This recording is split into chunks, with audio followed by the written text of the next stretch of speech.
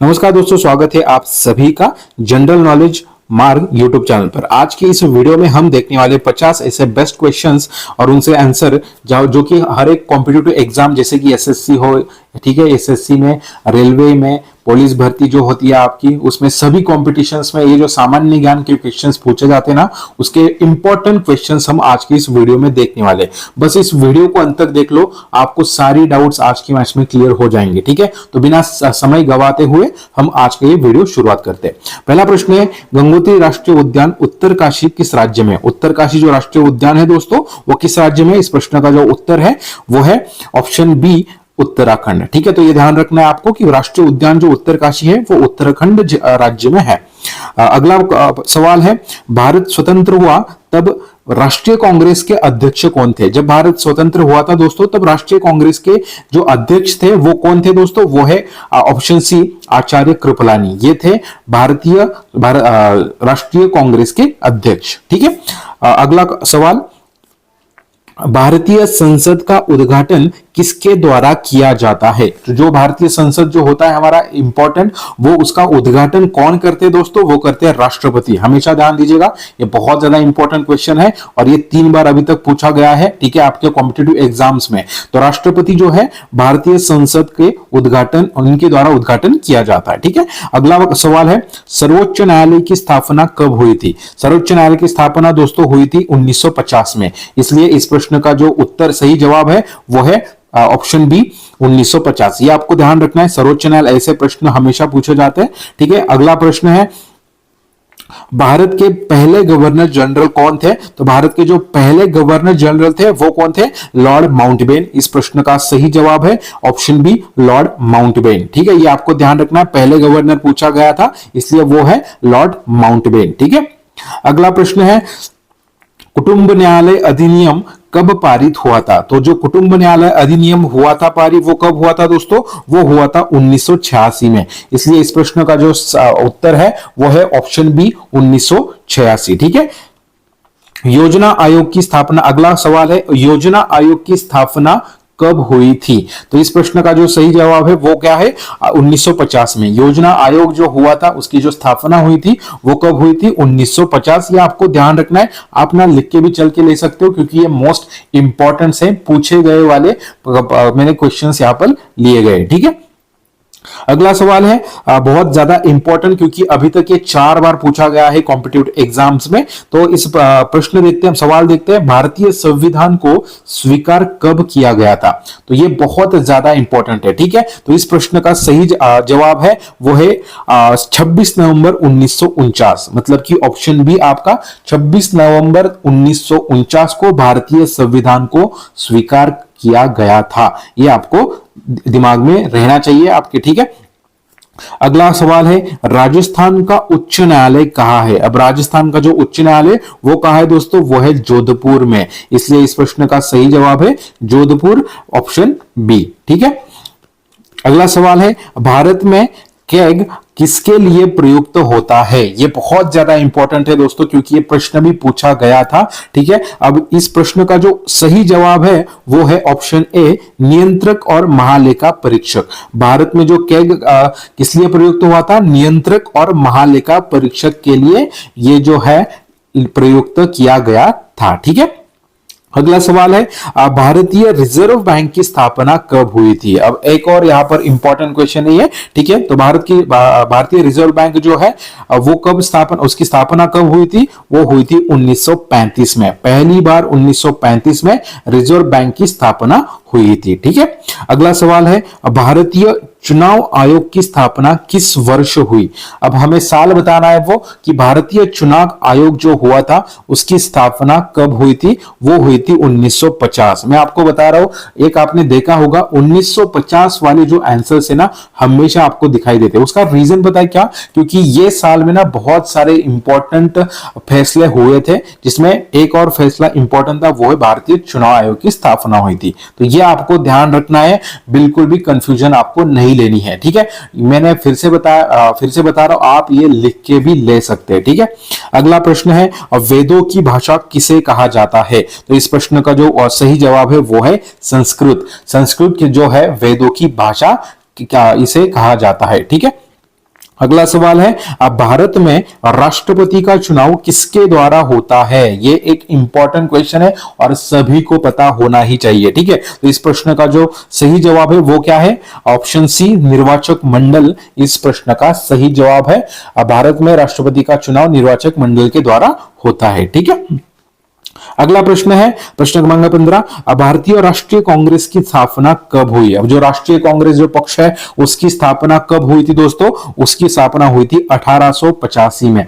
यह है सही जवाब। ए पर्याय आपका ऑप्शन होगा। 1885 में भारत राष्ट्रीय कांग्रेस की स्थापना हो गई थी। ठीक है, अगला सवाल है, भारत का राष्ट्रीय पशु कौन सा है? ये सभी को पता ही होना चाहिए और सिंपल आंसर है।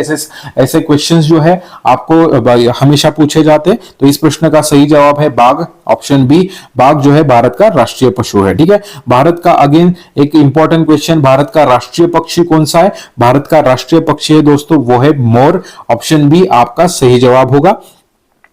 भारत का राष्ट्रीय खेल कौन सा है? ये एक इंपॉर्टेंट है, 18वां प्रश्न है। इस प्रश्न का सही जवाब आप सभी को पता ही होना चाहिए, फिर भी बता रहा हूं कि ऑप्शन सी जो है हॉकी भारत का राष्ट्रीय खेल है। ठीक है, अगला प्रश्न है, भारत का सबसे बड़ा राज्य क्षेत्रफल के अनुसार कौन सा है? यहां पर आपको क्या बताया गया है कि भारत का सबसे बड़ा राज्य कौन सा है और वो भी कौन सा? क्षेत्रफल के अनुसार। ठीक है, जनसंख्या के अनुसार हमें यहां पर पूछा नहीं गया। तो क्षेत्रफल के अनुसार सबसे बड़ा राज्य कौन सा है दोस्तों? वो है ऑप्शन सी राजस्थान, इस प्रश्न का सही जवाब। अगला प्रश्न है, अब यहां पर पूछा गया है कि भारत का सबसे बड़ा राज्य अब जनसंख्या के अनुसार कौन सा है? तो जनसंख्या के अनुसार दोस्तों हमारा जो सबसे बड़ा राज्य है वो है उत्तर प्रदेश। यहां पर जो है बहुत ज्यादा जनसंख्या है और इसलिए ये भारत का सबसे बड़ा राज्य है। ठीक है, अगला प्रश्न है, अब भारत का राष्ट्रीय ध्वज किसने बनाया था? राष्ट्रीय ध्वज जो है वो भारत का किसने बनाया था दोस्तों? वो बनाया था ऑप्शन ए पिंगली वेंकैया। यहां पर आपको क्या पूछा गया, ये इंपॉर्टेंट बता रहा हूं मैं आपको, वो क्या है? यहां पर राष्ट्रगीत नहीं पूछा गया। राष्ट्रगीत होता तो हमें रविंद्रनाथ टैगोर थे, लेकिन यहां पर राष्ट्रीय ध्वज के बारे में पूछा गया। यहां पर ना बहुत सारे जो प्लेयर्स है ना, वो क्या होता है कि उनका ना बहुत ज्यादा कंफ्यूजन होता है। उसमें क्या करते हैं वो लोग, डायरेक्ट बिना कुछ देखे वो रविंद्रनाथ टैगोर को टिक कर लेते हैं, लेकिन इस प्रश्न का सही जवाब है राष्ट्रीय ध्वज पिंगली वेंकैया ने यहाँ पर बनाया था। ठीक है, अगला प्रश्न है प्रश्न क्रमांक 22, भारत का राष्ट्रीय गान किसने लिखा था? अब यहाँ पर आपको वो ऑप्शन दिखेगा जहां पर उनका प्रश्न का सही जवाब क्या है? रविंद्रनाथ टैगोर। राष्ट्रीय गान जो है रविंद्रनाथ टैगोर जी ने लिखा था। ठीक है, अगला प्रश्न है, भारत का राष्ट्रीय गीत कौन सा है? राष्ट्रीय गीत सभी को पता होना चाहिए दोस्तों, वो है वंदे मातरम। ये हमारा राष्ट्रीय गीत है। ठीक है, अगला सवाल है, भारतीय संविधान सभा का संगठन कब हुआ था? ठीक है, सबसे इंपॉर्टेंट क्वेश्चन है ये भी क्वेश्चन 5 बार अभी तक पूछा गया था और इस प्रश्न का सही जवाब है 1946। 1946 को भारतीय संविधान सभा का गठन हुआ था। ठीक है, अगला प्रश्न है, स्वतंत्र भारत का पहला प्रधानमंत्री कौन था? अब ये एक इंपॉर्टेंट क्वेश्चन अगेन आएगा। स्वतंत्र भारत का पहला प्रधानमंत्री हमारे पंडित जवाहरलाल नेहरू थे, ऑप्शन बी इसका सही जवाब होगा। अगला प्रश्न है प्रश्न क्रमांक 26, स्वतंत्र भारत का पहला राष्ट्रपति और आपके पंतप्रधान ये अलग होते, ध्यान रखना। तो इस प्रश्न का सही जवाब है जो हमारे पहले राष्ट्रपति कौन थे? Doctor Rajendra Prasad, option A ये हमारा आज का इस प्रश्न का सही जवाब। अगला सवाल है, विश्व की सबसे ऊंची पर्वत चोटी कौन सी है? अब ये एक इंपॉर्टेंट क्वेश्चन है दोस्तों, ये कॉम्पिटिटिव एग्जाम्स में बहुत बार पूछा जाने वाला ये प्रश्न है। तो विश्व की सबसे ऊंची जो पर्वत चोटी है वो है कौन सी? Mount Everest.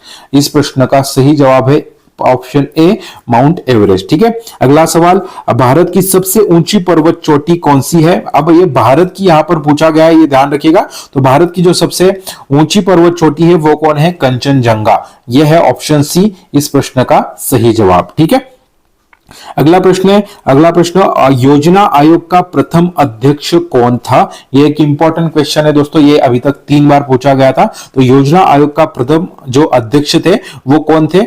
जवाहरलाल नेहरू, पंडित जवाहरलाल नेहरू इस प्रश्न का सही जवाब है। ठीक है, अगला क्वेश्चन, भारतीय संसद कितने सदनों से मिलकर बनी है? जो भारतीय संसद है ना हमारी, वो कितने संसद से बनी है दोस्तों? वो बनी है 2 संसद सदनों से। ये आपको यहां पर ध्यान देना है।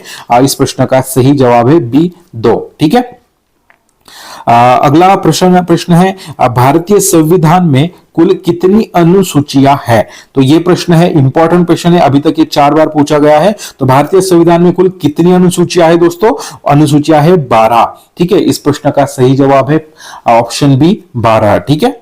अगला सवाल है भारत छोड़ो आंदोलन कब हुआ था? अगेन ये साल मैं हमेशा बता रहा हूं आपको, ये जो साल वाले क्वेश्चन है ना, हमेशा कॉम्पिटिटिव एग्जाम्स में पूछे जाते हैं। तो इनके ऊपर ना अच्छे से लिख के ले लेना, अच्छे से दिमाग में जरूर रख लेना। ठीक है। इस प्रश्न का सही जवाब है 1942 को भारत छोड़ो आंदोलन हुआ था। ठीक है। अगला प्रश्न है 33 साइमन कमीशन भारत कब आया? ये जो साइमन कमीशन है वो भारत कब आए थे? वो आए थे 1928 में। तो ये आपको ध्यान रखना है, ऑप्शन बी इस प्रश्न का सही जवाब है। ठीक है, ऑप्शन बी है इस प्रश्न का सही जवाब 1928 को। ठीक है। अगला प्रश्न है गांधी जी का पहला सत्याग्रह भारत में कहाँ हुआ था? ठीक है। अब जो गांधी जी ने जो पहला सत्याग्रह किया था, पहला सत्याग्रह, वो कहाँ हुआ था दोस्तों? वो हुआ था चंपारण में। ऑप्शन ए चंपारण इस प्रश्न का सही जवाब है। ठीक है। अगला प्रश्न है भारतीय अंतरिक्ष अनुसंधान संगठन जिसको हम बोलते हैं इसरो की स्थापना कब हुई थी? इस प्रश्न का ऐसा सवाल हमें पूछा गया है। तो इसरो की जो स्थापना हुई थी दोस्तों वो कब हुई थी? 1969 में। इस प्रश्न का सही जवाब है ऑप्शन सी 1969। ठीक है। अगला सवाल है भारत का पहला उपराष्ट्रपति कौन था? मैं आपको बता रहा हूं पिछले कुछ कॉम्पिटिटिव एग्जाम्स में ना एक क्वेश्चन बहुत बार पूछा गया है। उसका रीजन पता है क्या? सभी को राष्ट्रपति का नाम पता होता है, लेकिन उपराष्ट्रपति का नाम ना बहुत कम लोगों को पता होता है। तो इस वजह से ये क्वेश्चन जो है ना आपके लिए बहुत ज्यादा स्टार्क मार्क कीजिएगा। ये आपके लिए ना बहुत बार इस आने वाले कॉम्पिटिटिव एग्जाम्स में पूछा जा सकता है। इस वजह से इस प्रश्न का सबसे सही जवाब है डॉक्टर सर्वपल्ली राधाकृष्णन। ये भारत के पहले उपराष्ट्रपति थे। ठीक है, ये आपको ध्यान रखना है। अगला सवाल है भारत का पहला महिला प्रधानमंत्री कौन थी? अब भारत की जो पहली प्रधानमंत्री महिला कौन थी दोस्तों? वो थी इंदिरा गांधी। इस प्रश्न का सही जवाब है ऑप्शन ए इंदिरा गांधी। ठीक है। अगला प्रश्न है भारत का पहला महिला राष्ट्रपति कौन थी? अब यहां पर राष्ट्रपति पूछ गए, पहले पंतप्रधान पूछा था, अब राष्ट्रपति कौन थी? भारत की जो पहली राष्ट्रपति थी वो थी प्रतिभा देवी सिंह पाटिल। ये भारत की पहली राष्ट्रपति महिला थी। इस प्रश्न का सही जवाब है ऑप्शन बी। ठीक है। अगला प्रश्न है भारत का पहला नोबेल पुरस्कार विजेता कौन था? जो नोबेल पुरस्कार जो होता है भारत में, उसमें पहला कौन जीता था? वो थे रविंद्रनाथ टैगोर, जिन्होंने राष्ट्रीय गान भी लिखा था। ये ध्यान रखिएगा। ठीक है। अगला प्रश्न है 40 नंबर, ग्रीन रिवॉल्यूशन किससे संबंधित है? अब जो ग्रीन रिवॉल्यूशन जो है वो किससे संबंधित है दोस्तों? वो है कृषि संबंधित। ठीक है। इस प्रश्न का सही जवाब है ऑप्शन बी कृषि। ठीक है। अगला प्रश्न श्वेत क्रांति किससे संबंधित है? श्वेत क्रांति जो है वो किससे संबंधित है? वो संबंधित है दूध उत्पादन। ठीक है, ये आपको ध्यान रखना है। इस प्रश्न का सही जवाब है दूध उत्पादन श्वेत क्रांति की संबंधित है। अगला प्रश्न है नीली क्रांति किससे संबंधित है? यही क्रांति के क्वेश्चन जो है मैं आपको रिपीट दे रहा हूं, ये ध्यान रखिएगा। इस प्रश्न का सही जवाब है मत्स्य उत्पादन। ये आपको ध्यान रखना है। श्वेत क्रांति दूध उत्पादन, नीली क्रांति मत्स्य उत्पादन, ये आपको सिर्फ ध्यान रखना है। ठीक है। अगला प्रश्न है भारत का पहला उपग्रह इनमें से कौन सा था? तो इस प्रश्न का सही जवाब है आर्यभट्ट। यह भारत का पहला उपग्रह था। इस प्रश्न का सही जवाब है ऑप्शन सी। अगला प्रश्न है भारत की सबसे लंबी नदी कौन सी है? तो भारत की जो सबसे लंबी नदी है वो कौन है? गंगा नदी। ठीक है, ये आपको पता होना चाहिए। अगला प्रश्न है भारतीय संविधान का कौन सा अनुच्छेद आपातकाल संबंधित है? ठीक है, ये आपको ध्यान रखना है क्योंकि ऐसे क्वेश्चंस ना हमेशा पूछे जाते हैं। और मैं आपको बोल रहा हूं कि पिछले कुछ कॉम्पिटिटिव एग्जाम में अगर आप देखोगे ना तो संविधान के रिलेटेड बहुत सारे क्वेश्चंस पूछे जा रहे हैं। इस वजह से आपके लिए बहुत ज्यादा इंपॉर्टेंट प्रश्न है। इस प्रश्न का सही जवाब है, आप सभी को बता रहा हूं कि जो 352, 356 और 360 ये सारे आपातकाल के संबंधित है। इस वजह से इस प्रश्न का सही जवाब है सभी ऑप्शन डी। ठीक है। अगला प्रश्न, यूनो का मुख्यालय कहाँ स्थित है? जो यूनो है उसका मुख्यालय कहाँ स्थित है दोस्तों? वो है न्यूयॉर्क में। यह आपको ध्यान में होना चाहिए, यूनो का जो मुख्यालय है वो न्यूयॉर्क में है। अगला प्रश्न, भारत का पहला परमाणु परीक्षण कब हुआ था? भारत का जो पहला परमाणु परीक्षण हुआ था दोस्तों वो हुआ था 1974 में। और मैं आपको एक और प्लस पॉइंट बता देता हूं कि वो हुआ था पोखरण में। पोखरण मतलब कि कहा किस राज्य में आता है? वो आता है राजस्थान। ये आपको ध्यान रखना है, ठीक है। परमाणु पहला परीक्षण 1974 में हुआ था, ठीक है।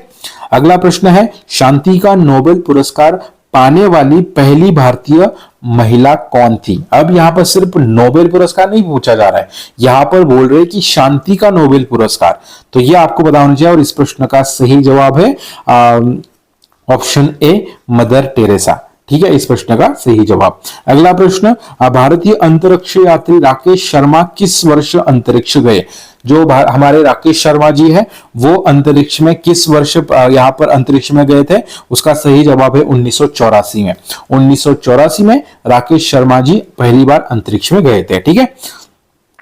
अब प्रश्न क्रमांक 50, भारत रत्न सम्मान पाने वाली पहली महिला कौन थी? तो इस प्रश्न का सही जवाब है दोस्तों वो क्या है? वो है इंदिरा गांधी। इन्होंने भारत रत्न सम्मान पाने वाली पहली महिला थी, ठीक है। तो दोस्तों ये थे आज के 50 सबसे इंपॉर्टेंट जीके क्वेश्चंस और उनके आंसर्स। अगर आपको ये वीडियो अच्छा लगे तो आपको क्या करना है? इस वीडियो को लाइक करना है, अपने दोस्तों के साथ शेयर करना है जो कॉम्पिटिटिव एग्जाम में बैठे, और सबसे इंपॉर्टेंट आपके लिए आपको सब्सक्राइब करना है ताकि आपको रोज जीके और करंट अफेयर्स की तैयारी का नया कंटेंट मिलता रहेगा।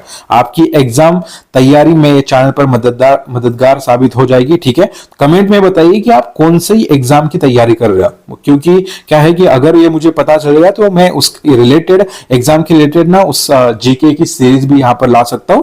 तो मिलते हैं अगले वीडियो में, इसलिए धन्यवाद आप सभी का जिन्होंने इस वीडियो को देखा है।